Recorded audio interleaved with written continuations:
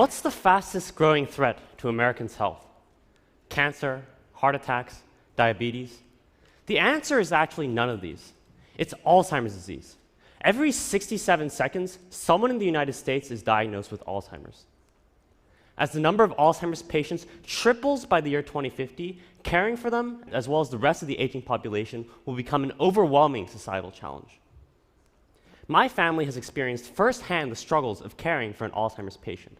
Growing up in a family with 3 generations, I've always been very close to my grandfather. When I was 4 years old, my grandfather and I were walking in a park in Japan when he suddenly got lost. It was one of the scariest moments I've ever experienced in my life, and it was also the first incident that informed us that my grandfather had Alzheimer's disease. Over the past 12 years, his condition got worse and worse, and his wandering in particular caused my family a lot of stress. My aunt, his primary caregiver, really struggled to stay awake at night to keep an eye on him, and even then often failed to catch him leaving the bed. I became really concerned about my aunt's well-being as well as my grandfather's safety. I searched extensively for a solution that could help my family's problems, but couldn't find one. Then, one night, about 2 years ago, I was looking after my grandfather and I saw him stepping out of the bed. The moment his foot landed on the floor, I thought, why don't I put a pressure sensor on the heel of his foot? Once he stepped onto the floor and out of the bed, the pressure sensor would detect an increase in pressure caused by body weight and then wirelessly send an audible alert to the caregiver's smartphone. That way, my aunt could sleep much better at night without having to worry about my grandfather's wandering. So now I'd like to perform a demonstration of the sock. Could I please have my sock model on stage? Great. So, once the patient steps onto the floor, an alert is sent to the caregiver's smartphone.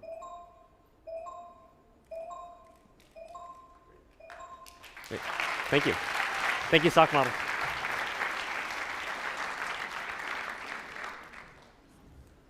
So this is a drawing of my preliminary design.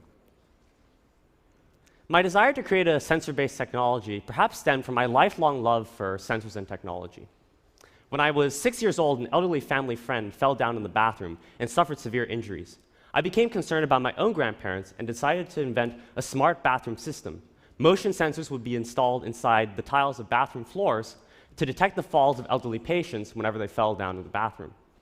Since I was only 6 years old at the time and I hadn't graduated from kindergarten yet, I didn't have the necessary resources and tools to translate my idea into a reality. But nonetheless, my research experience really implanted in me a firm desire to use sensors to help the elderly people. I really believed that sensors could improve the quality of life of the elderly. When I laid out my plan, I realized that I faced 3 main challenges. First, creating a sensor. Second, designing a circuit. And third, coding a smartphone app. This made me realize that my project was actually much harder to realize than I initially had thought it to be. First, I had to create a wearable sensor that was thin and flexible enough to be worn comfortably on the bottom of the patient's foot.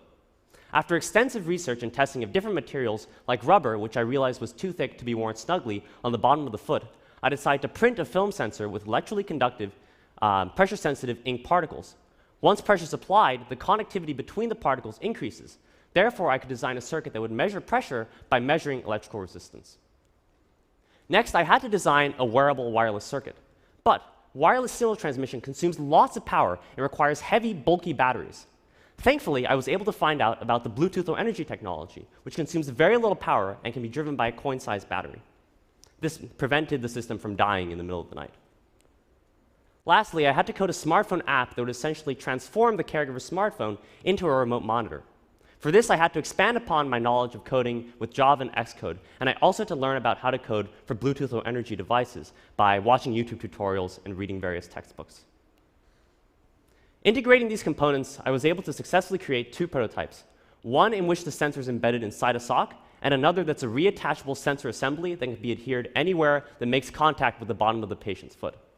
I've tested the device on my grandfather for about a year now, and it's had a 100% success rate in detecting the over 900 known cases of his wandering. Last summer, I was able to beta test my device at several residential care facilities in California, and I'm currently incorporating the feedback to further improve the device into a marketable product. Testing the device on a number of patients made me realize that I need to invent solutions for people who didn't want to wear socks to sleep at night. So sensor data collected on a vast number of patients can be useful for improving patient care and also leading to a cure for the disease, possibly. For example, I'm currently examining correlations between the frequency of a patient's nightly wandering and his or her daily activities and diet. But one thing I'll never forget is when my device first caught my grandfather's wandering out of bed at night. At that moment, I was really struck by the power of technology to change lives for the better. People living happily and healthily. That's the world that I imagine. Thank you very much.